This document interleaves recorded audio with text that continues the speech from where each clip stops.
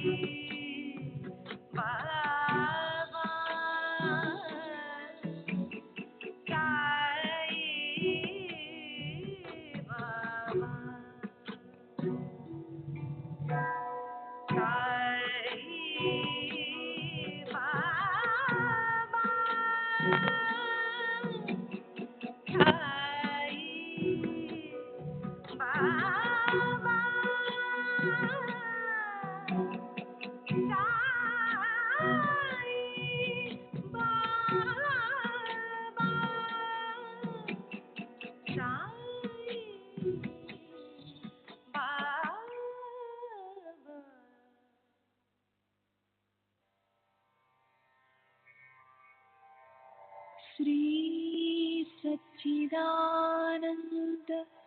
सद्गुरु साईनाथ महाराज की जय। सद्गुरु श्री साईनाथुनि शरद बाबू जी की जय।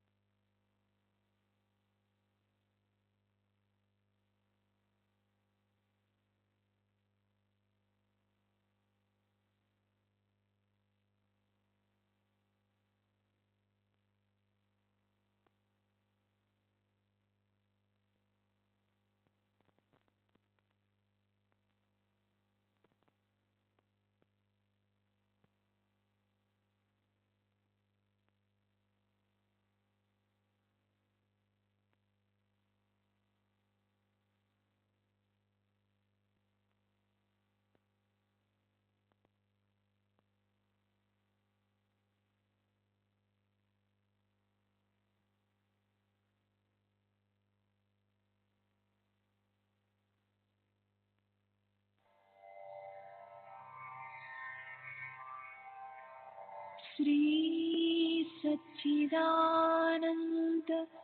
सद्गुरु साईनाथ महाराज की जय।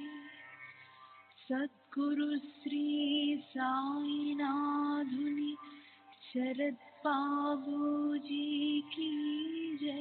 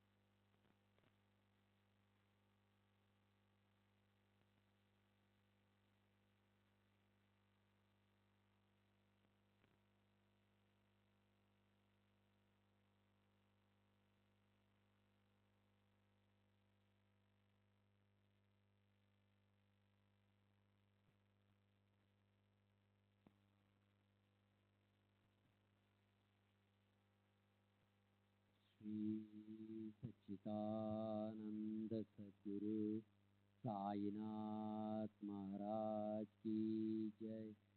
सद्गुरु श्री साईनाथ निशरत बाबू जी की जय।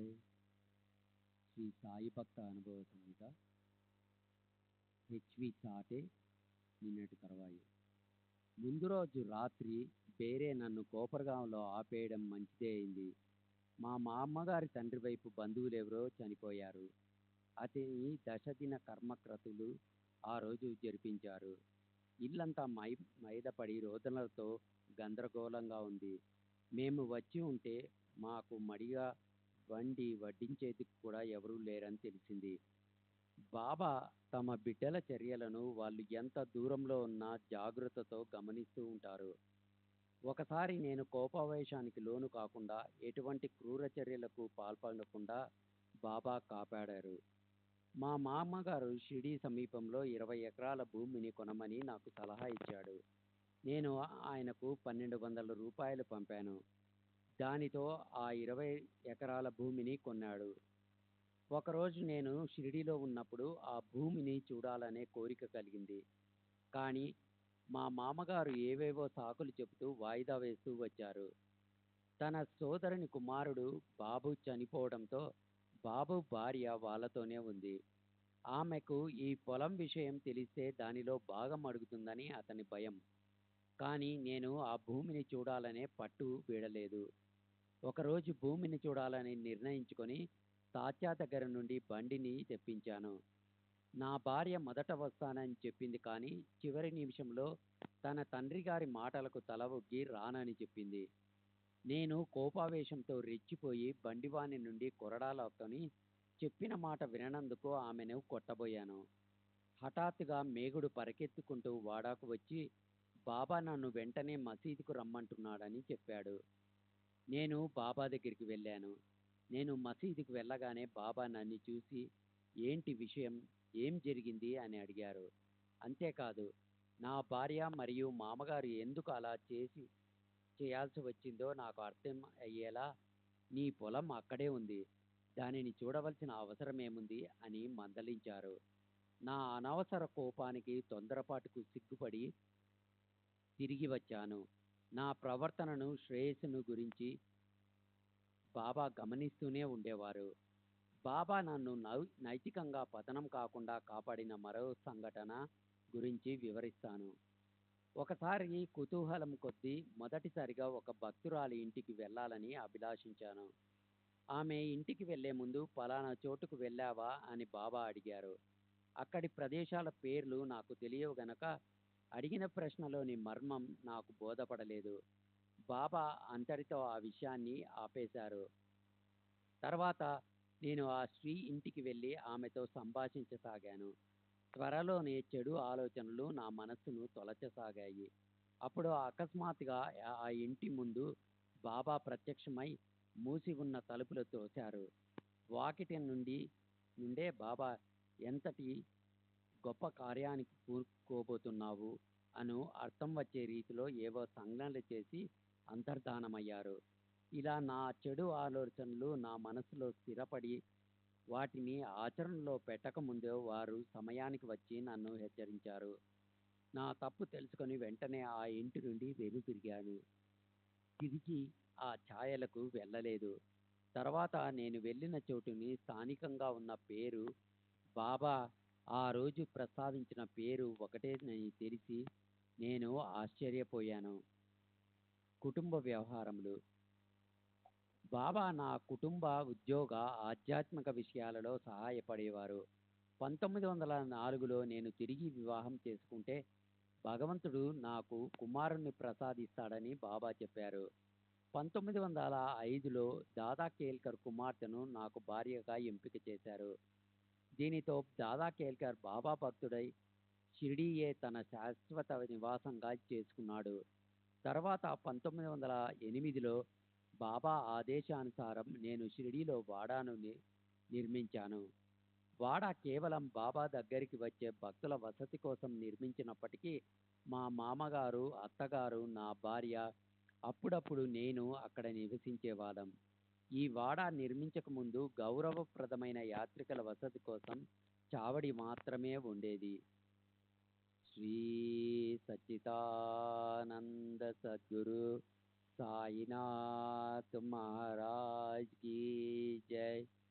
सद्गुरु श्री साईनाथ निशरद बाबूजी की जय।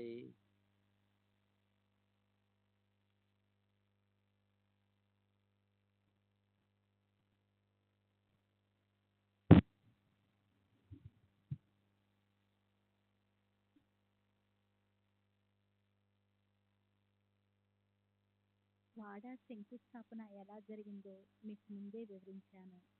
వాడాన్ని నిర్మించేందుకు గోడలు కొంతవరకు లేపాను.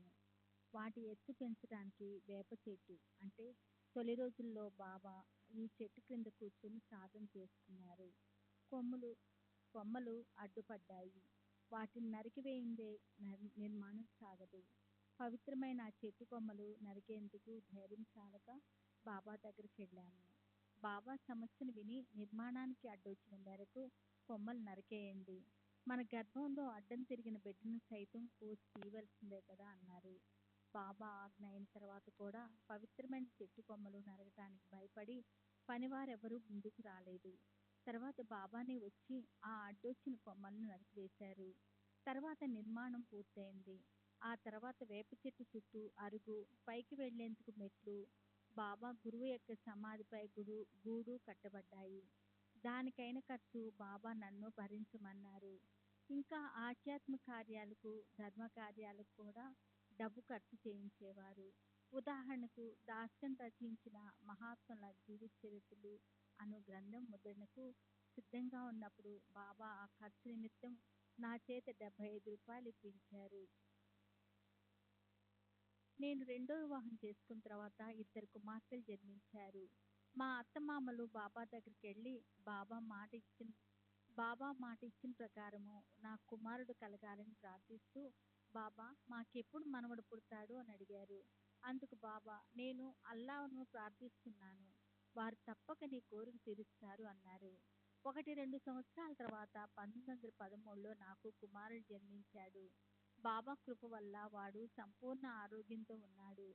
వాడే ఈ వయసులో నాకు ఆధార. నా భార్య, మా అమ్మగారితో నేను ఎలా మెలగాలో అన్న విషయంలో బాబా నాకు చేసిన సూచనలు మీకు ముందే చెప్పాను.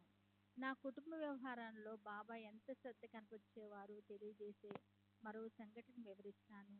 నేను రిటైర్ అయిన తర్వాత నా ఆర్థిక పరిస్థితులు క్షీణించసాగాయి. అలాంటి ఒక సమయంలో నా భార్య నగ ఒకటి అమ్మాను. అప్పుడు ఆ తెలివి తక్కువ సాహిబు నా కూతురు నగలు ఎందుకు అమ్మాడు అని బాబా మా మామగారితో అన్నారట. మా మామగారి సోదరుని కుమారుడైన బాబు అంటే బాబాకు అమిత ప్రేమ. బాబు నా అసిస్టెంట్ లిమయ. నేనప్పుడు యావలా మరియు కోపరగాంలో రెవెన్యూ సర్వే విభాగంలో సహాయక సూపరింటెండెంట్గా ఉన్నాను.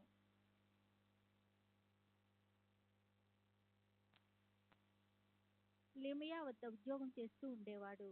అతడికి ఉద్యోగంపై ఆసక్తి లేదు. ఉద్యోగాన్ని నిర్లక్ష్యం చేసి షిరిడీ వెళ్ళి బాబా సేవ చేసుకుంటూ గడిపేవాడు. లిమయ ఈ విషయంపై నాకు ఫిర్యాదు చేశాడు. నేను మా మామగారితో చెప్పాను. మా మామగారు ఏం చేద్దాం, అతను బాబా ఆజ్ఞానుసారం నడుచుకుంటున్నాడు అన్నారు. కానీ బాబుకు త్వరలో ఏం జరగబోతుందో తెలిసిన బాబా, ఉద్యోగం పోతే పోని, వాడిని నన్ను సేవించుకోనివ్వండి అన్నారు. బాబు ఎల్లప్పుడూ బాబాతోనే ఉండి చేతనైనంత సేవ చేసుకునేవాడు. అందువల్ల లిమయే బాబాను అతని ఇష్టప్రకారం చేయనివ్వసాగాడు. 1910కి అతని చివరి రోజులు సమీపించాయి. బాబా తమకు కానుగ్గా వచ్చిన తినుబండారాల్లో రుచికరమైన వాటిని ముందుగా బాబుకి ఇచ్చేవారు. బాబు అతనికి ఇష్టమైన మామిడి పండ్లు అంటే 1910 నుండి భక్తులు బాబాకు మామిడి పండ్లు ఎక్కువగా సమర్పించేవారు. ఎక్కువగా తింటుండేవాడు. బాబా మా మామగారిని బాబు ఆరోగ్య జాగ్రత్త, బాబు కడే లక్ష టేవా అని హెచ్చరించారు. బాబుకు జ్వరం వచ్చి మృత్యువును చేరువయ్యాడు. అప్పుడు బాబా మా మామగారితో, అతను ఇంకా బ్రతికే ఉన్నాడా? హరే తో ఆహే కాయ్ అన్నారు. కొన్ని రోజుల తర్వాత బాబు 22 సంవత్సరాల వయసులో 1910లో తుది శ్వాస విడిచాడు. మతపరమైన విషయాలు, ఐహిక విషయాల్లో కానీ, ఆధ్యాత్మిక విషయాల్లో కానీ బాబాను సంప్రదించిందే ఏ పని చేసేవాడిని కాదు. మా మామగారి ద్వారా కానీ, లేక మరెవరి ద్వారానైనా కానీ వారి అనుమతి పొందేవాడిని. బాబా ఎవరికి ఏది ఉపదేశించినట్లు నేను ఎరగను. అందువల్ల ఉపదేశం కోసం నేను ఎప్పుడూ వారిని ఆశ్రయించలేదు. కానీ ఎంతోమంది ఎన్నో సందర్భాల్లో ఉపదేశిస్తామని నన్ను పిలిపించేవారు. ఉదాహరణకి 1915 లేక 1917లోనో ఖరగపూర్ మీరజ్ యాత్రలు ముగించుకొని షిరిడీ వచ్చినప్పుడు ఉపాసిని బాబా పంచదశలోని విషయాలను బోధపరుస్తానని తమ దగ్గరికి రమ్మని ఆహ్వానించారు. అప్పుడు ఖరగపూరు, నాగపూరు నుండి భక్తులు వచ్చి వారి దగ్గర ఉపదేశం పొంది వెళ్ళేవారు. నేను కూడా వీరి దగ్గర ఉపదేశం పొందేందుకు వెళ్ళాలా వద్దా అన్న సందిగ్ధంలో ఉన్నాను. సంగోలాకు చెందిన ఆత్మాబాయి అను మహాత్మురాలు, ఈమె నుండి నా మొదటి భార్య ఉపదేశం పొందింది. మరియు మోరేగాంకు చెందిన గణపతి ఉపాసకుడు శ్రీ వినాయక్ పాఠక్ మహారాజ్ గారు కూడా నాకు ఉపదేశిస్తామని ఆహ్వానించారు. ఈ 3 సందర్భాల్లోనూ సాయిబాబా అనుమతి కోరగా వారు నిరాకరించారు. మా అమ్మగారి చేత మొదటిసారి నేనే స్వయంగా బాబాను అడిగాను. తర్వాత 2 సార్లు మా మామగారి చేత అడిగించాను. బాబా నాకు ప్రత్యేకించి ఏది ఉపదేశించకపోయినా నేను అనన్య చింతనతో వారి యందు దృష్టి నిలపాలని వారి ఉద్దేశము. తమ అపారమైన మహిమతో నా ప్రాపంచిక, ఆధ్యాత్మిక అవసరాలు తీర్చేందుకు వారు సదా సంసిద్ధులై ఉండేవారు. నేను బాబా వద్దకు వెళ్ళిన మొదట్లో ఒక్కోసారి వారిని పూజించడానికి అనుమతించేవారు, ఒక్కోసారి నిరాకరించేవారు. ఒక గురు పూర్ణిమ రోజు మాత్రం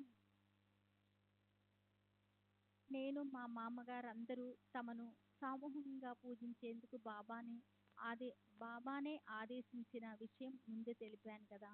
ఒక శివరాత్రి నాడు అర్ధరాత్రి సమయంలో వారిని శివునిగా భావించి పూజిస్తానని అందుకు అనుమతించమని కోరాను. కానీ బాబా నిరాకరించారు. ఆ రోజు శివాలయాలన్నిటిలో అర్ధరాత్రి పూజలు నిర్వహిస్తారు. అదేవిధంగా బాబాను పూజించాలని మా కోరిక.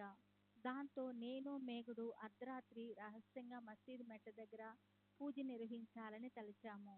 బిల్వపత్రాలు, చంద్రముది మొదలైనవి తీసుకుని అర్ధరాత్రి మసీదు చేరాము. మేము రావడం గమనించిన తాత్యా మమ్మల్ని వెళ్ళిపోమని చేతులతో సైగ చేశాడు. బాబా నిద్రిస్తున్నట్లు కనిపించడంతో మేము ధైర్యంగా మసీదు మెట్లపై చంద్రం పూసి బిల్వపత్రాలు వేశాము. వెంటనే బాబా మేల్కొని ఎవరినీ ఉద్దేశించినట్లు కాకున్నా పెద్దగా కప్పులెగిరిపోయేటట్టు తిట్టడం ప్రారంభించారు. వారి అరుపులకు, తిట్లకు గ్రామమంతా మేల్కొని గ్రామస్తులందరూ మసీదు చేరారు. బాబా నిరాకరించిన తర్వాత కూడా రహస్యంగా పూజ నిర్వహించి ఎవరికి తక్కని పుణ్యము పొందేందుకు ప్రయత్నం చేయటం తప్పని గ్రామస్తులు మమ్మల్ని నిందించారు. బాబా నన్ను ఎవరి నుండి ఉపదేశం పొందనవసరం లేదని చెప్పారు. కానీ నేను సాధు సత్పురుషులను గౌరవించి ఆదరించాలని మాత్రం అభిలాషించేవారు.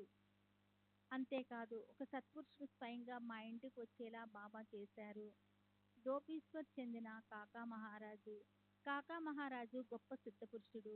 వారు 25 సంవత్సరాల క్రితం పూనా వచ్చి దేవల్ అన్న వారింట్లో బస చేశారు. భక్తులెందరో వారిని దర్శించి తమ ఇంటికి వచ్చి ఆతిథ్యం స్వీకరించమని కోరారు. నేను కూడా ఉదయమే కాకా మహారాజును దర్శించి వారిని మా ఇంటికి ఆహ్వానించాను. వారు రాలేమని చెప్పారు. ఆ మధ్యాహ్నం నేను ఆఫీసులో ఉండగా కాకా మహారాజు మా ఇంటికి వస్తారన్న కబురు అందుకొని ఆశ్చర్యపోయాను. నేను వెంటనే వారికి టాంగా పంపి ఇంటికి వెళ్ళాను. కాసేపటికి మహారాజు వచ్చారు. ఉదయం రాలేనని చెప్పారు కదా, ఇంతలోనే మనసు మార్చుకోవటానికి కారణమేమిటని వారిని అడిగాను. వారు మా ఇంట్లో గోడకు తగిలించి ఉన్న సాయిబాబా ఫోటోను చూపిస్తూ, నేను మీ ఇంటికి వచ్చి నిన్ను చూసేదాకా వీరు నన్ను నిలవనీయలేదు అన్నారు. కాకా మహారాజు తమ దేహ త్యాగానికి ముందు నా అల్లుడి సోదరుడు వారి హరిగంగాధర్ జోషిని, అంటే ప్లేడు తానా అతని స్నేహితుణ్ణి సాయిబాబాను దర్శించి పూజించమని ఆదేశించారు. మహారాజు నిర్యాణం చెందిన తర్వాత వీరు షిరిడీ బయలుదేరారు.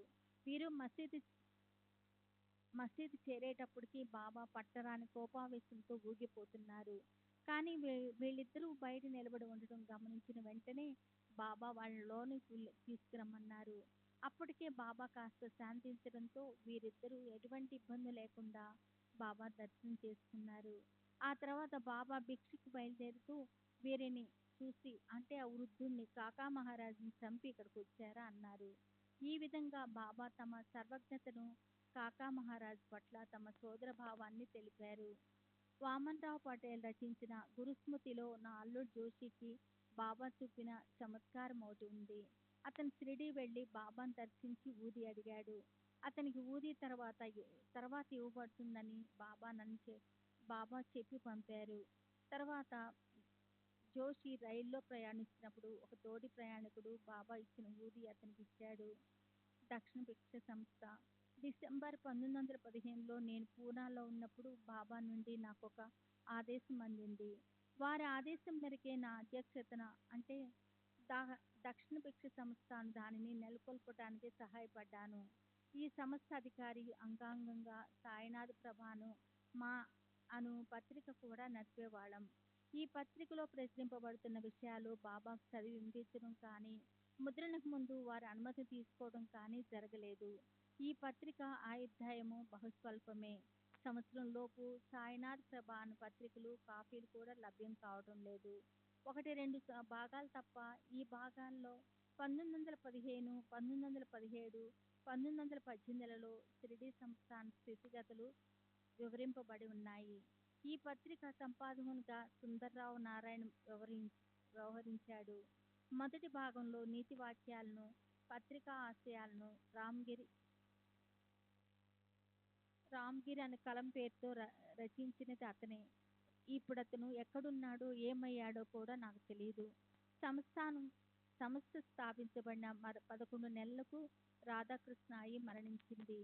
సాయి సంస్థానానికి చెందిన వస్తువులన్నీ ఆమె ఆధీనంలో ఉండేవి.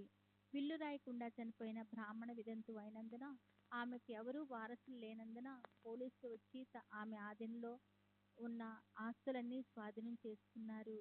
మేము, అంటే సభ పేరున కేసును దాఖలు చేసి మహాజన్ను కూడా సమర్పించి కోపరగాం మేజిస్ట్రేట్ నుండి ఉత్తర్వులు తెప్పించి సంస్థాన ఆస్తులన్నింటినీ సంస్థానం తరపున సభకు వరం చేశాము. కానీ ఆర్థిక వ్యవహారాలన్నీ మా అజమాయిషీలో ఉండడంతో నా మీద అందరికీ వ్యతిరేకత పెరిగి నానావుల ద్వారా నన్ను షిరిడీ నుండి తరిమివేసి, ఆపై నాకు కోర్టు ద్వారా పోలీసులు ఇవ్వడం దాకా వెళ్ళింది. తప్పుదారి పట్టిన కొందరు భక్తులు దొంగిలించబడిన వెండి, అలంకరణ వస్తువులు, సంస్థాన గుర్రానికి సంబంధించినవి వంటి చిన్న విషయాన్ని అడ్డం పెట్టుకుని నాపై కేసు మోపి లాయర్ ద్వారా 1918 జనవరిలో నాకు నోటీసు ఇప్పించారు. నేను బాబాను సంప్రదించాను. బాబా నన్ను జవాబు ఇవ్వమని, ఏ విధంగా జవాబు రాయాలో కూడా చెప్పి నన్ను కాపాడుతానని, కేసు విచారణకు రాకుండా చేస్తానని హామీ ఇచ్చారు. నేను బాబా చెప్పినట్లుగా జవాబు వ్రాసి పంపాను. బాబా చెప్పినట్లే జరిగింది. నా మీద కానీ, అంటే సభ మీద కానీ ఎటువంటి విచారణ జరగలేదు. శ్రీ సచ్చిదానంద సద్గురు సాయినాథ్ మహారాజ్ కీ జై. సద్గురు శ్రీ సాయినాథుని శరత్ బాబూజీ కీ జై.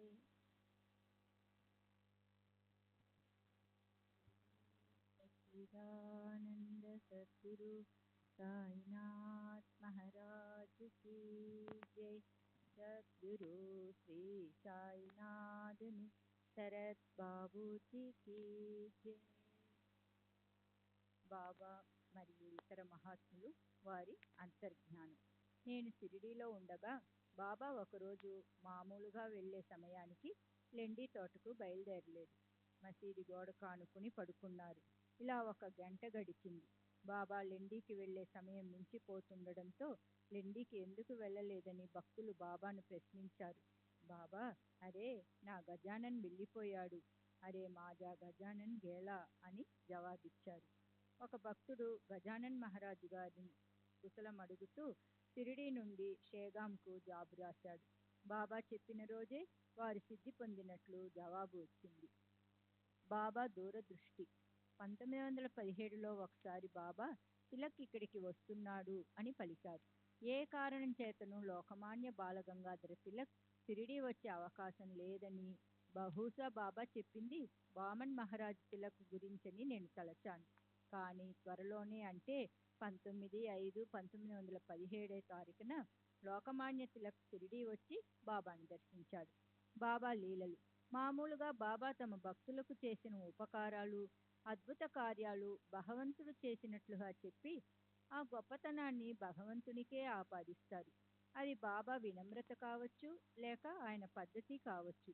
కానీ కొన్ని విషయాలలో మాత్రం తామే చేసినట్లుగా తెలియజేశారు. మొదటిది, నా పింఛను మంజూరు విషయంలో అధికారులపై ఒత్తిడి తెచ్చి నా పూర్తి పింఛను మంజూరు చేయిస్తానని చెప్పారు. రెండవది, దాజీ హరిలేలే జీతం పెంపు విషయంలో. నాసిక్లో ల్యాండ్ రికార్డు ఇన్స్పెక్టర్గా పనిచేస్తున్న దాజీ హరిలేలే బాబా దర్శనార్థం షిరిడీ బయలుదేరాడు. దారిలో కోపర్గాంలో ఆగి లైబ్రరీకి వెళ్ళి గెజిట్ చూశాడు. అందులో అతని జీతం రూ. 125 నుండి రూ. 150 పెరిగినట్లు ఉంది. తరువాత అతను షిరిడీ వచ్చి బాబాను దర్శించాడు. బాబా అతనిని రూ. 15 దక్షిణ అడిగారు. దాజీ తన దగ్గర డబ్బు లేదని చెప్పాడు. బాబా, నిన్ననే నీకు రూ. 25 ఇచ్చాను, వెళ్ళి డబ్బు తీసుకునిరా అని ఆదేశించారు. దాజీ వాడాకొచ్చి జరిగిన విషయమంతా నాకు చెప్పి రూ. 15 అప్పు తీసుకుని బాబాకు సమర్పించాడు. బాబా ఉవాచ. 1. నేను పిల్లవానిగా ఉన్నప్పుడు సాలువలు నేసేవాడిని.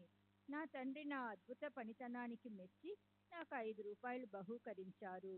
2. నేను ఒకప్పుడు కోరమండల్ తీరంలో నివసిస్తూ ఉండేవాడిని. 3. అక్బర్ బాదుషా పసిబిడ్డగా ఉన్నప్పుడు అతనిని కాపాడాను. అతను నా పట్ల భయభక్తులతో ఉండేవాడు. 4. పైఠాన్కు చెందిన ఆ బ్రాహ్మణుణ్ణి, అనగా ఏకనాథ్ మహారాజు, నేను ఎరుగుదును. అంతటి శ్రేష్టమైన బ్రాహ్మణులు ఈ రోజుల్లో కనిపించటం లేదు. 5. చాందుబాయ్ పాటిల్ నా దగ్గరికి వచ్చి నా గుర్రాన్ని ఎక్కడికి తోలేశావు అని అడిగాడు.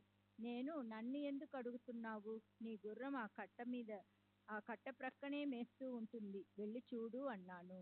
బాబా నోటి గుండా వెలువడిన మాటలు ఇంత మాత్రమే. ఆ మాటలకు నా ఊహాగానంతో కల్పన చేసి కథలు అల్లి సాయి కథా ఖరండక అను గ్రంథాన్ని వ్రాశాను. దీనిని వ్రాసే ముందు బాబాకు చెప్పలేదు. వారు అనుమతి కూడా తీసుకోలేదు. బాబా చెప్పే విషయాలు చాలా క్లుప్తంగా ఉండేవి. వారు కథలు కూడా చెబుతుండేవారు, కానీ చాలాసార్లు కథలను అర్ధాంతరంగా ఆపేసేవారు. జూన్ 1936, పూనా. దాసహను మహారాజు ఉరఫ్ గణపతిరావు దత్తాత్రేయ సహస్రబుద్ధే, కీర్తనాకారుడు, వయస్సు సుమారు 78 సంవత్సరాలు, బ్రాహ్మణుడు, నాందేడు, అనగా నిజాం రాష్ట్రం.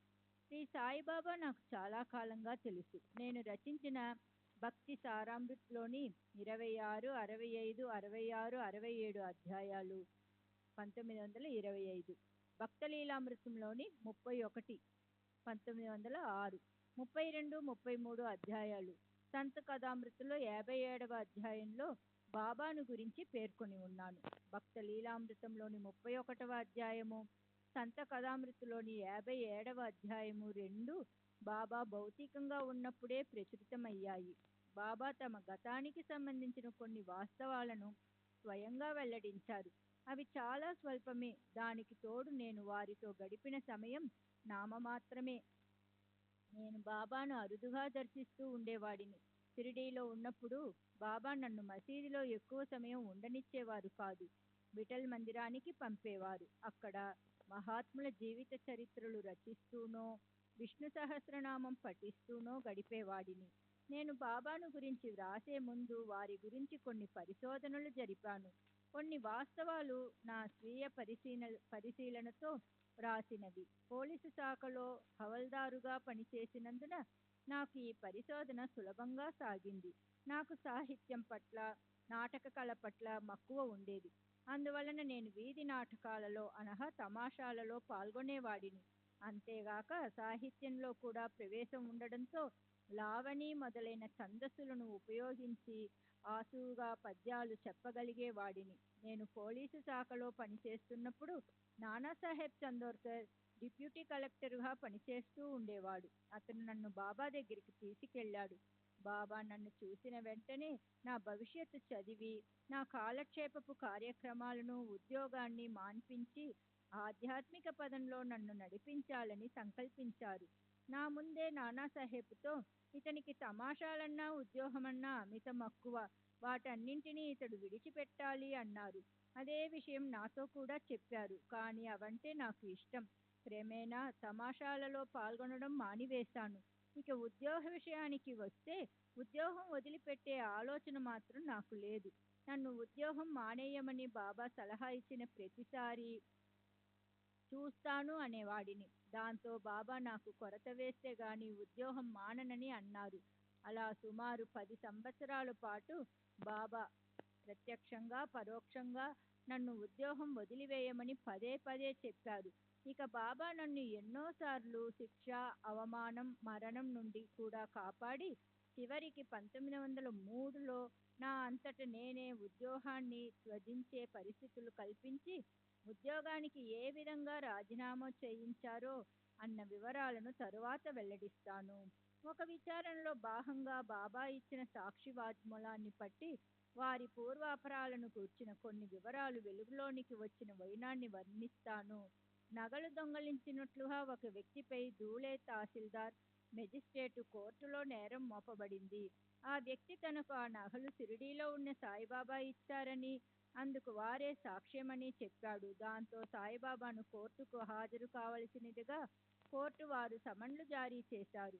బాబా ఆ సమన్లు పుచ్చుకోవడానికి నిరాకరిస్తూ వాటిని గుడిలో వేశారు. కానీ బాబాకు సమన్లు అందజేసినట్లు రిపోర్టు పంపబడింది. సమన్లు పంపినా రానందువల్ల సాక్ష్యం ఇచ్చేందుకు కోర్టులో బాబాను హాజరుపరచమని వారెంటు జారీ చేయబడింది. ఈ వారెంట్ తీసుకుని కోపర్గాంకు చెందిన గణపతి రామ్జీ అను హెడ్ కానిస్టేబుల్ మసీదుకి వచ్చాడు.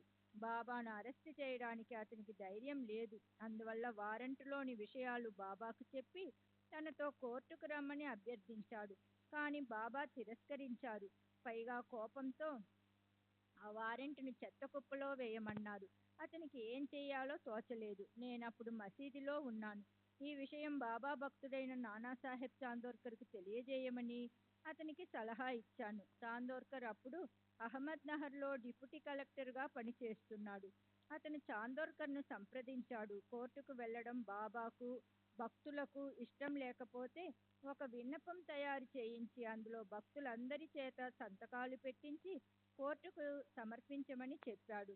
భక్తులు ఆ విధంగానే చేశారు. ఆ మహజరులో శ్రీ సాయిబాబా సాధారణ వ్యక్తి కాదని, అసంఖ్యాక భక్తులచే దైవంగా పూజింపబడుతున్న సత్పురుషులని, వారి విషయంలో సామాన్య కోర్టు పద్ధతులు అనుసరణీయం కాదని, ఆ తరువాత తలెత్తే పర్యవసనాలు దృష్ట్యా అలా చేయడం భావ్యం కాదని, వారి సాక్ష్యం కావాలంటే ఒక కమిషనర్ను షిరిడీ పంపి విచారించవచ్చని భక్తులు పేర్కొన్నారు.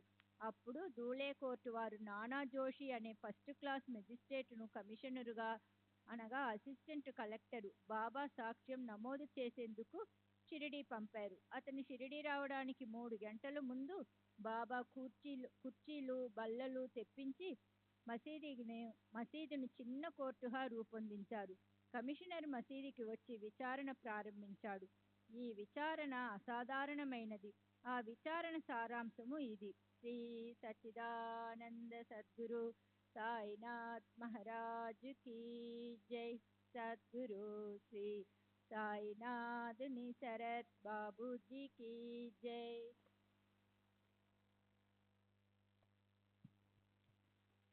కమిషనర్: మీ పేరేమిటి? బాబా: నన్ను అందరూ సాయిబాబా అంటారు. కమిషనర్: మీ తండ్రి పేరు? బాబా: సాయిబాబానే. కమిషనర్: మీ గురువు గారి పేరు? బాబా: వెంకూసా. కమిషనర్: మీ మతము? బాబా: కబీరు. కమిషనర్: మీ కులము? బాబా: దైవము. కమిషనర్: మీ వయస్సు? బాబా: లక్షల సంవత్సరాలు. కమిషనర్: ప్రమాణపూర్వకంగా మీరు చెప్పబోయేదంతా నిజమేనా? బాబా నిజమే. కమిషనర్ నిందితుడు మీకు తెలుసా? బాబా తెలుసు, నాకు అందరూ తెలుసు. కమిషనర్ నిందితుడు మీ భక్తుణ్ణి మీతో కలిసి ఉంటున్నానని చెబుతున్నాడు, నిజమేనా? బాబా నిజమే, నేను అందరితో కలిసే ఉంటాను, అందరూ నావారే. కమిషనర్ అతను చెప్తున్నట్లు నగలు అతనికి మీరు ఇచ్చారా? బాబా అవును, నేనే ఇచ్చాను. అయినా ఎవరు ఎవరికి ఇచ్చేది? కమిషనర్ మీరు అతనికి నగలు ఇచ్చినట్లయితే మీ నగలు మీకు ఎక్కడివి? ఆ నగలు మీకు ఎక్కడివి? బాబా సర్వము నాదే. కమిషనర్ బాబా దొంగతనమనే నేరం అతనిపై మోపబడింది. అతడేమో ఆ నగలు మీరిచ్చినట్లు చెబుతున్నాడు. బాబా ఏమిటదంతా? ఈ పీడతో నాకేంటి సంబంధం? అంటూ బాబా కోపంతో అక్కడి నుండి లేచి వెళ్ళిపోయారు. బాబా ఇచ్చిన జవాబులతో కమిషనరు ఖిన్నుడయ్యాడు. బాబా ప్రతి ప్రశ్నకు అవును అనే జవాబు చెబుతుండటంతో అతనికేం రాసుకోవాలో తెలియలేదు. అంతలో ఒకరు గ్రామ డైరీ తెప్పించి చూస్తే విషయాలు బయటపడతాయని సలహా ఇచ్చారు. ఆ డైరీలో గ్రామానికి వచ్చిన కొత్త వాళ్ళ పేర్లు, వారెన్ని రోజులు గ్రామంలో ఉండినది మొదలైన విషయాలు తప్పక నమోదు చేయబడతాయి. కమిషనరు ఆ డైరీని పరిశీలించాడు. ఆ డైరీలో అటువంటి వ్యక్తి ఆ సమయంలో షిరిడీలో ఉన్నట్లు నమోదు చేయబడలేదు. షిరిడీ దాని పరిసరాలు దాటి బాబా ఎన్నడూ వెళ్ళలేదని అందరికీ తెలిసిన విషయమే. కమిషనరు బాబాకు ఈ విషయాలన్నీ వివరించాడు. అతను షిరిడీయే రాలేదని, బాబాతో ఉండలేదని, బాబా అతడికి నగలు ఇవ్వలేదని కూడా వివరించాడు. బాబా దీనిని కూడా సమర్థించారు. ధూలే కోర్టు వారు బాబాను సంతకం గాని వేలిముద్ర గాని కోరలేదు.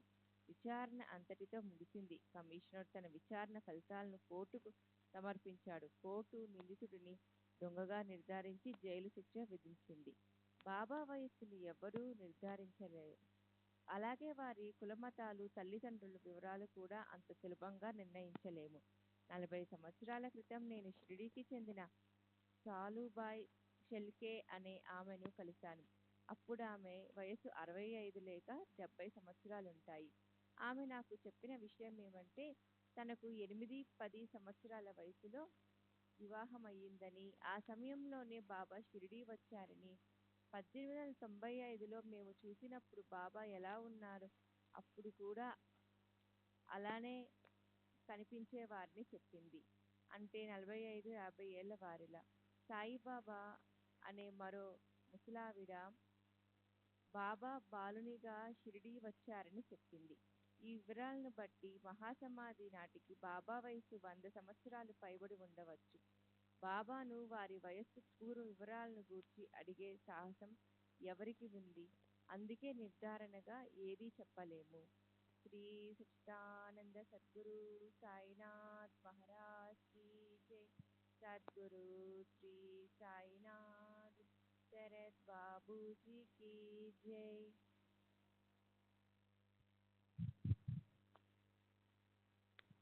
श्री सच्चिदानंद सद्गुरु साईनाथ महाराज की जय. सद्गुरु श्री సాయినాథుని శరత్ బాబూజీకి జై. బాబా అప్పుడప్పుడు తమ గతకాలపు జ్ఞాపకాలు చెప్తూ ఉండేవారు. తమ గురువు వెనుకూస అని, వారి కృప వలనే తాము స్థితికి చేరుకున్నామని ఎన్నోసార్లు చెప్పారు. భక్త లీలామృత్ 31వ అధ్యాయం. బాబాకు సంబంధించిన ఎన్నో విషయాలు నిగూఢంగానే ఉండిపోయాయి.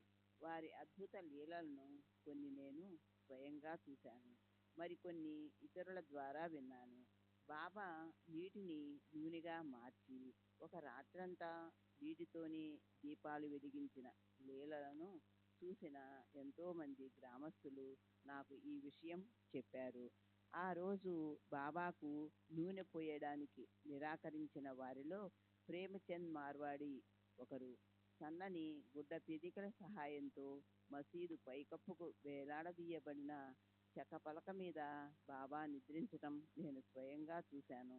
నేలపై నుండి 8 అడుగుల ఎత్తులో పైకప్పు 1-1.5 మూరల క్రిందుగా వేలాడుతున్న ఆ బల్లపైకి బాబా ఎలా ఎక్కేవారో అన్నది ఆశ్చర్యంగా ఉండేది. పలక నాలుగు మూలలా 4 దీపాలు వెలుగుతుండేవి. అంత ఎత్తులోనున్న కొయ్య పలక మీదకి బాబా ఎలా ఎక్కుతారో, ఎలా దిగుతారో చూడాలని, ఆ చెక్క బల్ల బాబా బరువును ఎలా మోసేదో తెలుసుకోవాలని మసీదులో జనం కాపు కాసేవారు. కానీ ఎవరూ తెలుసుకోలేకపోయారు. భక్త లీలామృతలోని 121, 141 పేరాలలో ఫాన్సేకు సంబంధించిన వివరాలు ఆయనే నాకు స్వయంగా వివరించారు. భక్త లీలామృతిలోని 31, 32, 33 అధ్యాయాలు మసీదులో బాబా ముందు పారాయణ పోతీ చేయడం జరిగింది. నానాసాహెబ్ చాందోర్కర్ ఆ పుస్తకాన్ని బాబా చేతికిస్తే వారు మంచిది అన్నారు. ముస్లింలు రోజుకి 5 సార్లు నమాజు చేయడం రివాజు. కానీ బాబా 5 సార్లు కాదు, ఒక్కసారి కూడా నమాజు చేసేవారు కాదు. ఫాత్యాను ముస్లిం ప్రార్థన కూడా అక్కడున్న భక్తులచే చెప్పించేవారు. ఒక్కొక్కసారి వారు కూడా ఫాత్యా వల్లించేవారు. ఖురాన్లోని శ్లోకాలను కూడా అప్పుడప్పుడు ఉచ్చరిస్తూ ఉండేవారు. బాబా నానాకు చేసిన కొన్ని ఉపదేశాలు నానాసాహెబ్ నాకు చెప్పాడు. వాటిని నా స్వంత పాండిత్యంతో వివరించి విశదపరచి ఈ రూపంలో పెట్టాను. కానీ దాని మూలం మాత్రం నానాసాహెబ్ ఇచ్చాడు. బాబా ఎన్నోసార్లు నా ముందు అద్వైత సిద్ధాంతాన్ని గూర్చి మాట్లాడేవారు. నేను దేవుడిని, నీవు దేవుడవు, అందరూ దేవుళ్ళే అని బాబా ఎన్నోసార్లు పలికారు. వారికి తెలియనిది ఏమీ లేదు. బాబా చర్యలు స్పష్టంగా అర్థమయ్యేవి కావు. అవి నిగూఢంగా ఉండేవి. ఉదాహరణకు వాలంబీ మాస్టర్ కోపర్గాం స్టేషన్ మాస్టర్గా పనిచేస్తూ ఉండేవాడు. అతనికి బాబాపై నమ్మకం లేదు. అందువల్ల నాతో మరియు ఇతరులతో బాబా పిచ్చివాడు, ఎందుకు మీరు అతన్ని గొప్పవాడిని చేస్తారు అని అంటుండేవాడు. నేను అతనిని ఎలాగో ఒప్పించి బాబా దర్శనానికి షిరిడీ తీసుకెళ్ళాను. మేము మసీదు చేరేసరికి బాబా కుండలన్నింటినీ కడిగి బోర్లించి పెడుతున్నారు. వాలంబీ మాస్టర్ బాబాను ఏమిటి ఇదంతా అని అడిగాడు. బాబా, నా దగ్గరకు వచ్చే ప్రతి కుండ భక్తులు ఇలా తలక్రిందులుగానే వస్తుంది అన్నారు. బోర్లించిన కుండలు దేన్ని స్వీకరించలేవు కదా. అలాగే తమ దగ్గరకు వచ్చే భక్తులు తాము అనుగ్రహించే దానిని గ్రహించలేని స్థితిలోనే వస్తారని దీని అంతరార్థం. 1898-99 ప్రాంతంలో కాజూభిల్ అనే క్రూరుడైన గజదొంగ ఉండేవాడు. అతను బ్రిటిష్ మరియు స్వదేశీ సంస్థానాలకు చెందిన బీడీ, అహ్మద్నగర్ జిల్లాలలో దొంగతనాలు చేస్తుండేవాడు. 3 సంవత్సరాల నుండి అతడి కొరకు పోలీసు శాఖ గాలిస్తున్నది. కానీ అతడిని పట్టుకోలేకపోయింది.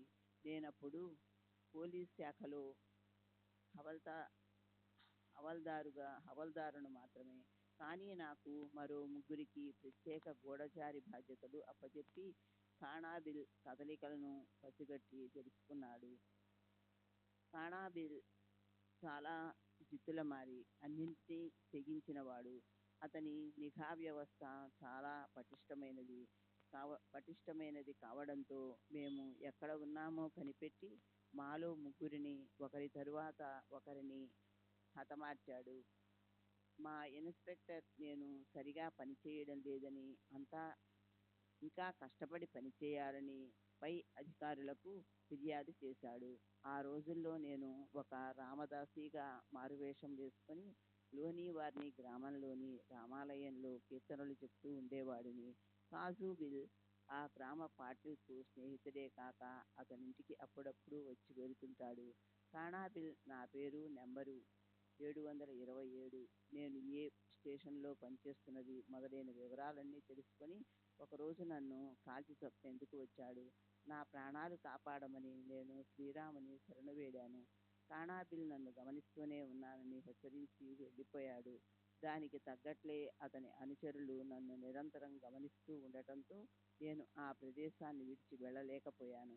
ఒకసారి కాణాబిల్ కదలికలపై కొందరు గ్రామస్తుల నుండి నాకు సమాచారం అందింది.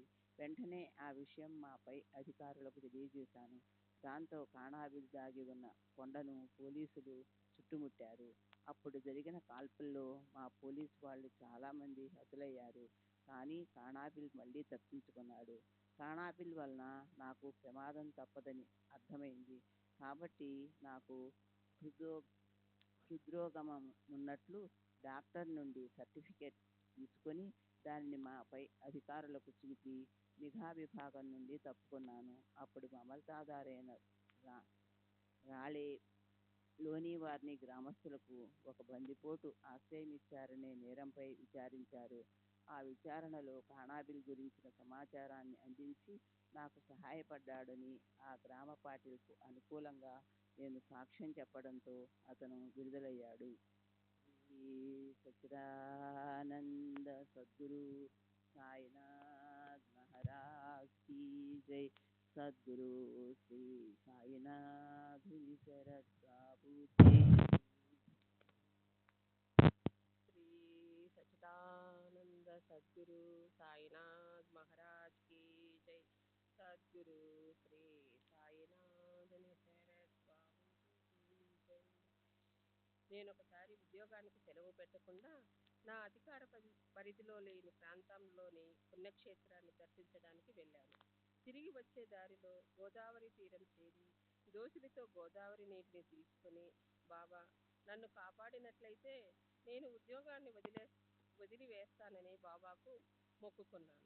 అప్పుడు నాకు అక్కడ ఒక ముఠా దొంగ సొత్తును పంచుకుంటూ కనిపించాను. వారిని పట్టుకోవడానికి వెళ్ళినట్లు అధికారులకు చెప్పాను. అక్కడ ఉన్నందుకు నేను సరియైన కారణం చూపించినందుకు నన్ను క్షమించి వదిలివేశారు. బాబా అద్భుత రీతిలో నన్ను కాపాడారు. అప్పటికి కూడా ఫౌజ్దారును అవ్వాలనే కోరిక మాత్రం నాలో బలంగా ఉండేది. నేను ఆ పరీక్ష వ్రాసి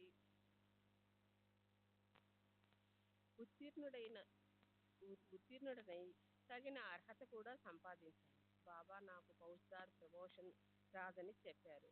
ఒకసారి నన్ను వేరొక చోటుకు బదిలీ చేశారు. ఆ చోటుకు షిరిడీ మీదుగానే వెళ్ళాలి. కానీ నేను ఉద్యోగంలో కొనసాగడాన్ని బాబా అనుమతించరు. కాబట్టి నేను బాబాకు కనిపించదలుచుకోలేదు.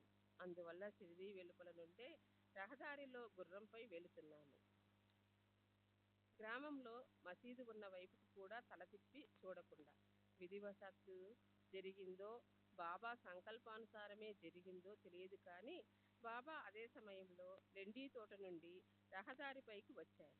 నేను గుర్రం దిగి వారికి పాదాభివందనం చేశాను. బాబా నన్ను మసీదుకు వెళ్ళమన్నారు. మసీదుల బాబా గను దోసిలిలో గోదావరి నీటిని ఉంచుకుని ప్రమాణం చేసిందెవరు అని అడిగారు. నేను దానివల్ల నష్టమేముంది, నేను ఎలాగూ ఉద్యోగానికి రాజీనామా చేస్తాను కదా అన్నాను. బాబా మళ్ళీ పరిస్థితులు అనుకూలంగా ఉన్నంతకాలం నీవు నా మాట వినవు అన్నారు. ఒకసారి నా తప్పేమీ లేకుండానే నేను ఒక సంకట స్థితిలో పడ్డాను. ఒక నేరస్తుడు ప్రభుత్వానికి కట్టవలసిన జరిమానా మొత్తము 32 రూపాయలు వసూలు చేసి నా పరిధిలో ఉన్న పోలీస్ స్టేషన్కు పంపాడు. నేనప్పుడు స్టేషన్లో లేను. నా క్రింది ఉద్యోగి దానిని ప్రభుత్వానికి జమ చేయకుండా కాజేశాడు. నేరస్తుడు విడుదల కాకపోవడంతో ఫిర్యాదు మోపబడి కేసు విచారణకొచ్చింది. నన్ను సస్పెండ్ చేశారు. నాకు శిక్ష పడటం ఖాయమని తేలిపోయింది. నేను ఈ సమస్య నుండి బయటపడితే వెంటనే ఉద్యోగాన్ని వదులుకుంటానని బాబాకు ప్రమాణం చేసి 1903లో ఉద్యోగానికి రాజీనామా చేశాను. నేను 1898లో శివాజీపై రాసిన ఒక పద్యం విచారణకు దారి తీసింది. విచారణలో నేను ఒక ఆసు కవితా ధోరణిలో నేను ఆ పద్యం చెప్పానని వాదించాను. దానితో నాకు శిక్ష పడలేదు. బాబా తరచూ నన్ను ఉద్యోగం విరమించమని చెబుతున్నప్పుడల్లా వెళ్ళి నాదెండులో స్థిరపడు అంటుండేవారు. నేను ఏ నాదెండు? బాబా, నైజాం రాష్ట్రంలో ఉన్న నాదెండు. నేను నా జీవనోపాధికి నేనేం చేయాలి? బాబా, నేను ఏర్పాటు చేస్తాను. శ్రీ సచ్చిదానంద సద్గురు సాయినాథ్ మహారాజ్ కీ జై.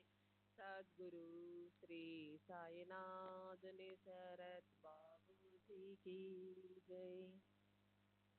ఉద్యోగ విరమణ తర్వాత బాబా ఆదేశానుసారం నేను నాందేడులో నివసించసాగాను. నేను కీర్తనలు చెప్పుకుంటూ జీవనం సాగించేవాడిని. కీర్తనలకు పారితోషికం ఏదీ తీసుకునేవాడిని కాదు. కీర్తనకు ముందు గాని తర్వాత గాని భక్తుల వద్ద నుండి ఎటువంటి కానుకలు విరాళాలు స్వీకరించేవాడిని కాదు.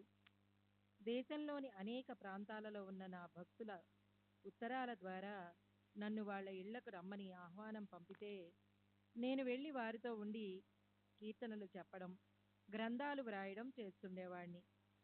నా స్నేహితుడొకడు అతి తక్కువ ధరకు కొంత పంట పొలాన్ని నాకు ఇచ్చాడు. నేను ఒంటరివాడిని కాబట్టి నా అవసరాలు చాలా తక్కువ.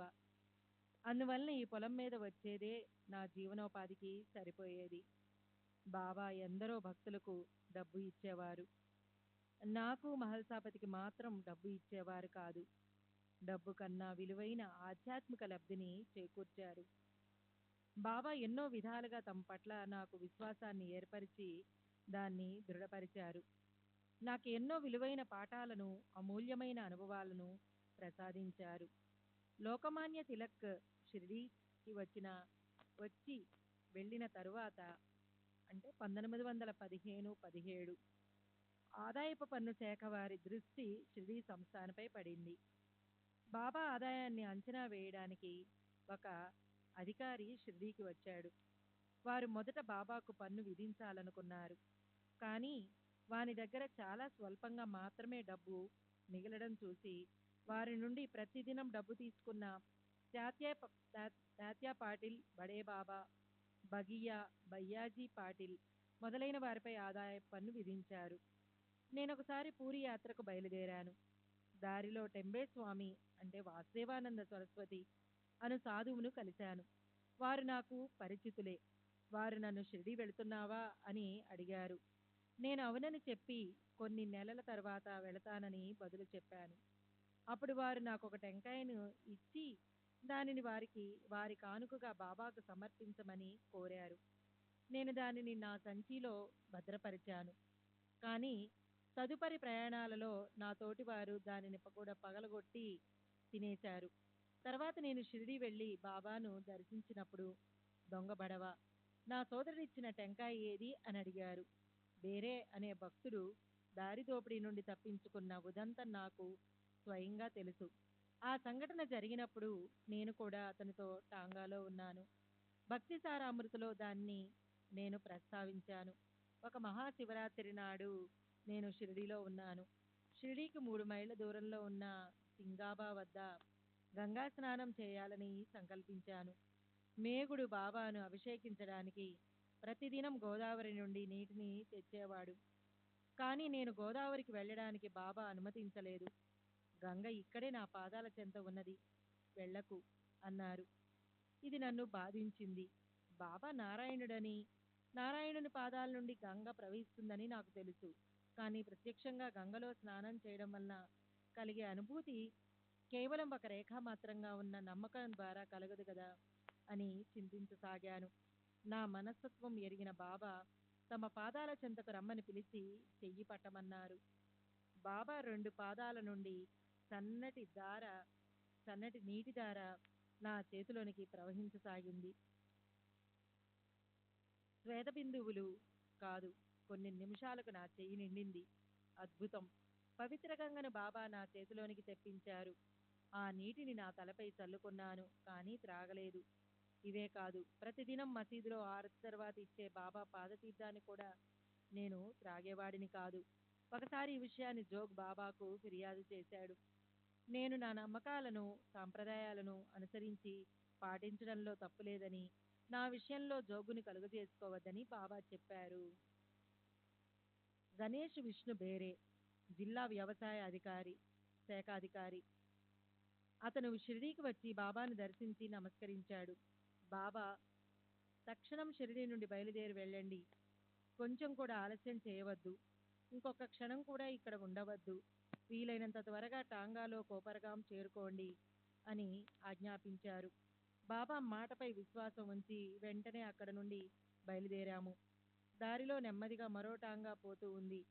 ఆ టాంగాలో ఉన్న వారిలో ఒక పెద్ద మనిషి బేరేతో, మేము మేము వస్తున్నాము కదా, రైలు వచ్చేందుకు ఇంకా సమయం ఉంది, కొంచెం నిదానంగా వెళ్ళండి అని అన్నాడు. వేరే అతని మాటలు లెక్క చేయకుండా బాబా ఆజ్ఞ మేరకు టాంగాను త్వరగా పోనివ్వమన్నాడు. మేము గోదావరి నదిని దాటి కోపరగాం స్టేషన్కు చేరాము. తర్వాత తెలిసిన విషయం ఏమంటే, కోపరగాం రోడ్డుపై నింపాదిగా వెనక వస్తున్న రెండవ టాంగా ఒక రోడ్డు మలుపులో దారి దోపిడీకి గురి అయ్యింది. వాళ్ళు డబ్బు పోగొట్టుకోవడమే కాక బందిపోట్ల చేత తన్నులు కూడా తిన్నారు. ఆ వార్త విని వేరే ఓ సద్గురు, ఈ పసివాడిని రక్షించావు, నీవు ఎందుకు మమ్మల్ని త్వరగా వెళ్ళమన్నావో ఆ సత్యం ఇప్పుడు బోధపడింది అని బాబాకు మనసులోనే కృతజ్ఞతలు అర్పించాడు. భక్తి సారామృతి నుండి. అలా అని బాబా అన్ని సందర్భాలలోనూ ఆచారాలను గౌరవించేవారు కాదు. నా ఆచారం ప్రకారం ఉల్లిపాయను తినేవాడిని కాదు, ఉల్లితో చేసిన ఏ పదార్థాన్ని ముట్టుకునేవాడిని కాదు. కానీ బాబాకు ఉల్లి అంటే మక్కువ. వారి భోజనంలో ఉల్లిపాయ లేకపోవడం అనేది చాలా అరుదు. ఒకరోజు బాబా నన్ను ఉల్లి పులగం అంటే పితలా చేసి కొంత తమకు సమర్పించి నన్ను కూడా తినమన్నారు. నేను అలాగే పులగం చేసి బాబా దగ్గరకు తీసుకువెళ్ళాను. బాబా, నీవు తిన్నావా అని అడిగారు. నేను తిన్నానని బదులు చెప్పాను. ఏ పదార్థాన్నైనా వేలుతో తాకి దాన్ని గడ్డానికి అంటించుకొని గడ్డం నుండి క్రిందకి పెదవి వరకు తీసుకువెళితే ఆ పదార్థాన్ని తిన్నట్లవుతుందని నేను అలాగే చేసి చేతులు ముఖం కడుక్కున్నాను. కానీ బాబాకు నేను చేసిన యుక్తి తెలుసు. బాబాకు తెలియనిది ఏముంది?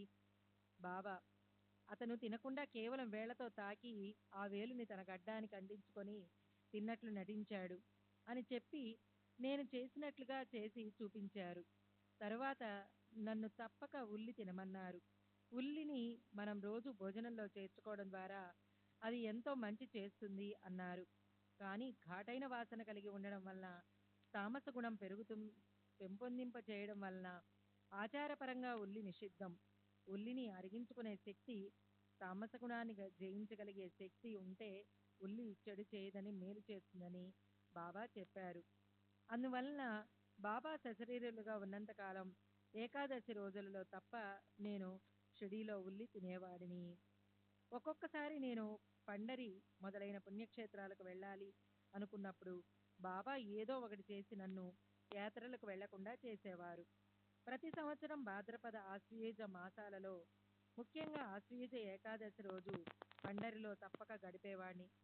1916లో నానాసాహెబ్ చాందోర్కర్ను మన్మాడ్లో కలిశాను. భాద్రపద మాసం మొదలవుతుండడంతో నేను పండరీపురం వెళ్తున్నానని చెప్పాను. కానీ నానా నన్ను షిరిడీకి తీసుకువెళ్ళాడు. బాబా నన్ను అక్కడ ఒకే వారం పాటు సప్తాహం కీర్తన నిర్వహించమని చెప్పారు. నేను మొదటిసారిగా కీర్తనలు చెప్పడం నానాసాహెబ్ ప్రోద్బలంతో షిరిడీలో బాబా సంస్థానంలో ప్రారంభించాను. మొదట నేను కీర్తనకారులు మామూలుగా ధరించే పద్ధతిలో ఆడంబరమైన దుస్తులు ధరించి మెరిసిపోతూ హరికథ చెప్పడానికి సిద్ధమయ్యాను. నానాసాహెబ్ దగ్గర మంచి తలపాగా, కుచ్చులు అరువు తీసుకొని మరీ ధరించాను. బాబా నన్ను చూసిన వెంటనే ఆక్షేపించి ఆ ఆడంబరమైన దుస్తులు తీసి పారేయమన్నారు. అప్పటి నుండి నేను సాంప్రదాయబద్ధంగా దోవతి మాత్రమే ధరించి కీర్తనలు చేసేవాడిని. ఈ విధంగా నన్ను షిరిడీలో 1 నెల రోజుల పైనే ఉంచేశారు. భాద్రపదం వెళ్ళి ఆశ్వయుజం వచ్చేసింది. కనీసం ఆశ్వయుజంలోనైనా పండరి వెళ్లకుండా షిరిడీలోనే గడపవలసి వస్తోందని చిరాకు పడసాగాను. నానా నన్ను ఇంకా షిరిడీలోనే ఉంచుదామని అనుకున్నాడు. దేవుని దగ్గరకు అంటే పండరీపురం వెళ్లకుండా అడ్డుకునే ఈయన బాబా గురువెలా అవుతాడు అని మనస్సులోనే అనుకోసాగాను. బాబా నా మనసును చదివి వెంటనే పండరి వెళ్ళిపోమని నన్ను ఆదేశించారు. నానాసాహెబ్ను కూడా అడ్డుపడవద్దని చెప్పారు. నేను సంతోషంగా పండరి వెళ్ళి ఆశ్వయుజంలో అక్కడ గడిపాను. బాబా కొన్నిసార్లు నా ఆధ్యాత్మికపరమైన కోరికలను కూడా తీర్చేవారు కారు. నామదేవుడు మొదలైన వారికి లభ్యమైనట్లు నాకు కూడా నేను కొలిచే దైవం యొక్క సాక్షాత్కారం ఇప్పించమని బాబాను ఎన్నోసార్లు ప్రార్థించాను. బాబా ప్రతిసారి ఆగు ఆగు అనేవారు. చివరకు 1916వ సంవత్సరంలో అనుకుంటాను, నేను బాబా వద్దకు వెళ్ళి బాబా, మీరు చాలా కాలంగా నా కోరికలను దాటవేస్తున్నారు. నాకెప్పుడు సాక్షాత్కారం అనుగ్రహిస్తారు అని అడిగాను. అప్పుడు బాబా, ఇప్పుడు నన్ను చూస్తున్నావు కదా, ఇదే సాక్షాత్కారం. నేనే భగవంతుణ్ణి అన్నారు. ఇలాంటిదేదో చెప్పి నన్ను మభ్యపెడతావని నాకు తెలుసు. మీరిచ్చిన జవాబుతో నేను సంతృప్తి చెందలేను అంటూ నా ప్రారంధంలో సాక్షాత్కారం పొందే భాగ్యం లేదని, సత్పురుషులు కూడా ఈ విధిని మార్చలేరేమో అని సరిపెట్టుకున్నాను. బాబా మహాసమాధి చెందిన తర్వాత నేనెందరో సాధు సత్పురుషులను దర్శించాను. ఎవరూ నాకు సంతృప్తినివ్వలేదు. కానీ ఒకరు మాత్రం నన్ను ఎంతో ప్రభావితం చేశారు.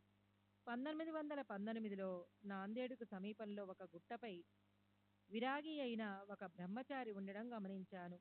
అతను ఏ విషయాలు పట్టించుకునేవాడు కాదు. నేను నా భార్య యొక్క శ్రాద్ధ కర్మలు జరిపించేటప్పుడు మొదటిసారిగా అతన్ని చూశాను. అతని పట్ల తీవ్రంగా ఆకర్షితుడనై అతని దర్శనం చేసుకుందామని అతని వద్దకు వెళ్ళాను. అతను నాకు దర్శనమివ్వడానికి ఇష్టపడనట్లు మరోవైపు తిరిగాడు. ఇలా 3 సార్లు జరిగింది. నేను చాలా నిరాశ చెందాను, నిరాశపడ్డాను అని చెప్పడం కంటే చిన్నబుచ్చుకున్నానని చెప్పాలి.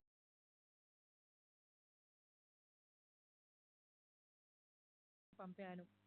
అతను నేను పంపిన భోజనాన్ని స్వీకరించినట్లు తెలుసుకొని ఆశ్చర్యపోయాను. దాంతో కాస్త ధైర్యం తెచ్చుకొని మరలా అతని ముందుకెళ్ళి, తమరు నాకెందుకు దర్శనం నిరాకరిస్తున్నారు అని అడిగాను. అతను, నీవు కీర్తనాకారుడివని చెప్పుకుంటున్నావు. మరి నీ అహంకారాన్ని విడిచిపెట్టవా? నేను, లేదు. కానీ ప్రతి ఒక్కరికి అహంకారం ఉండడం సహజమే కదా. అతను, నాకు ఆహారం పంపేటప్పుడు నువ్వు భోజనం పెడుతున్నావనే అహం నీలో లేదా? నేను, అహంకారం అనేది సాత్వికము, రాజసము, తామసము అని 3 రకాలుగా ఉంటుంది. మనం చేసే ప్రతి పనిలోనూ ఏదో ఒకటి ఇమిడి ఉంటుంది. వాటిలో చెరుపు చేసేది విడిచిపెట్టాలని నా అభిప్రాయం. అతని అభిప్రాయం శ్రీ సచ్చిదానంద సద్గురు సాయినాథ్ మహారాజ్ కీ జై. సద్గురు శ్రీ సాయినాథ్ శరత్ బాబూజీ కీ జై.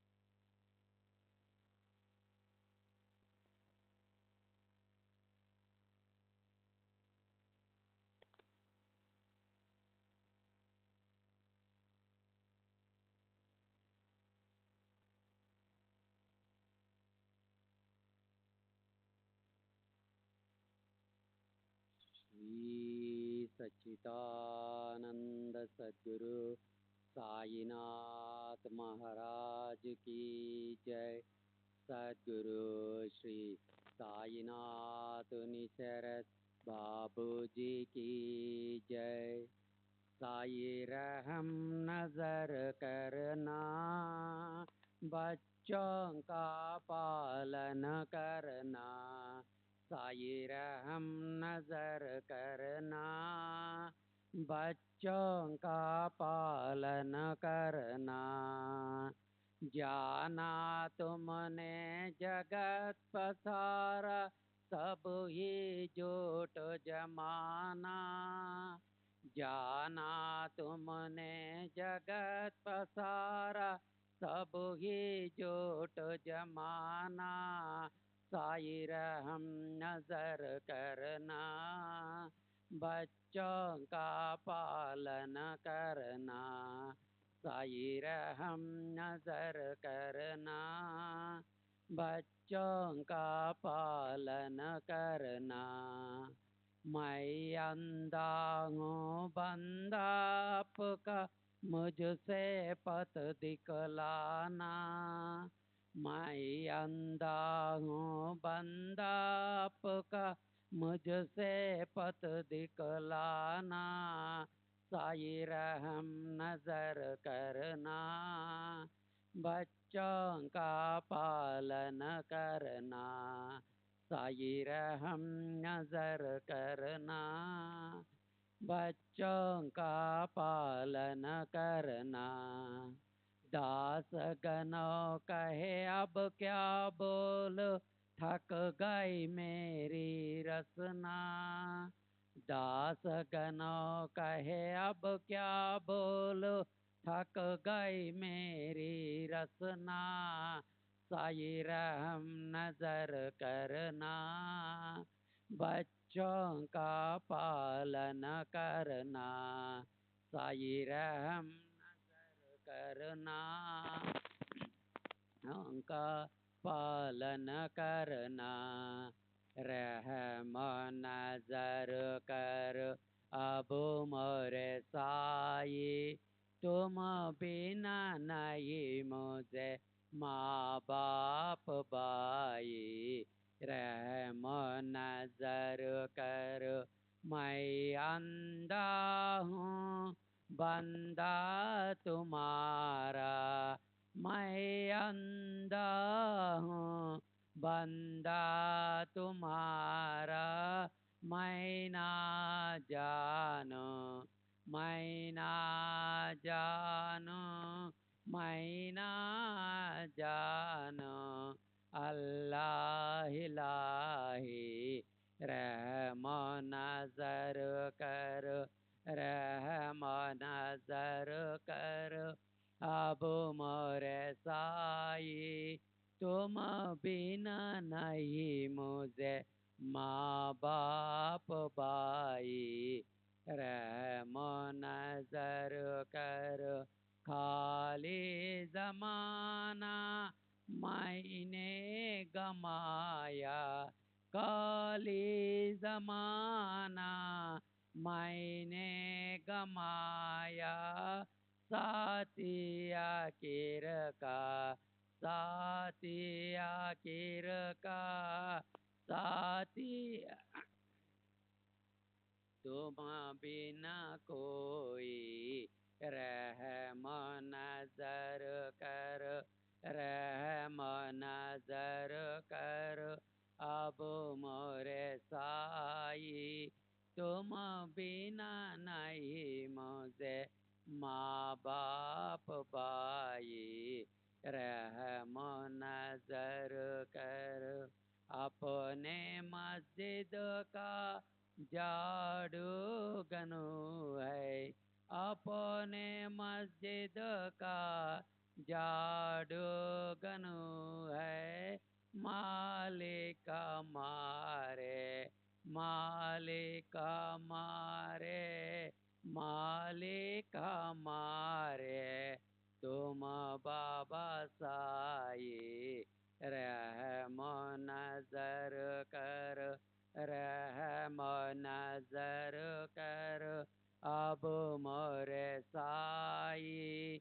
तुम बिना नहीं मुझे माँ बाप भाई। रहम नजर करो।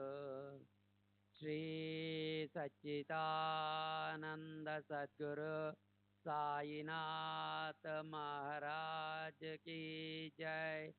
सद्गुरु श्री సాయినాథుని శరత్ బాబూజీకి జై.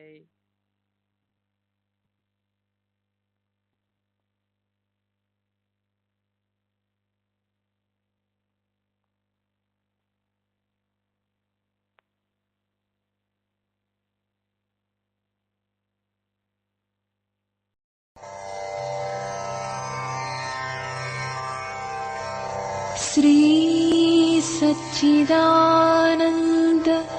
सद्गुरु साईनाथ महाराज की जय. सद्गुरु श्री साईनाथुनि शरद बाबूजी की जय.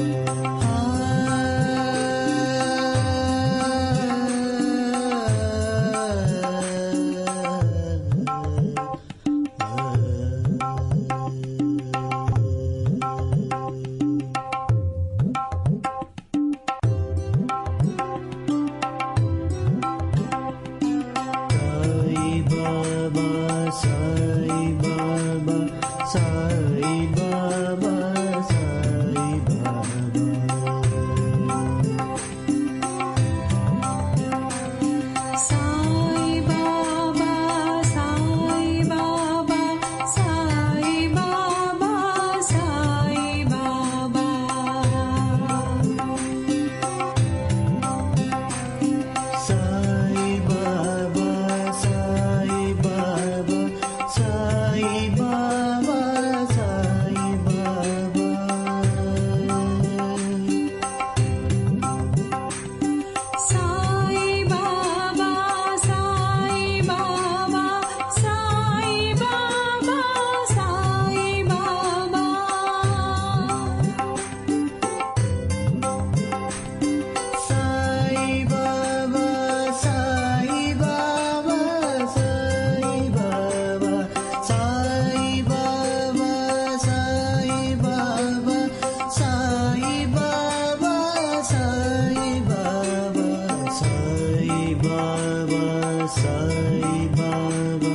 సాయి బాబా సాయి బాబా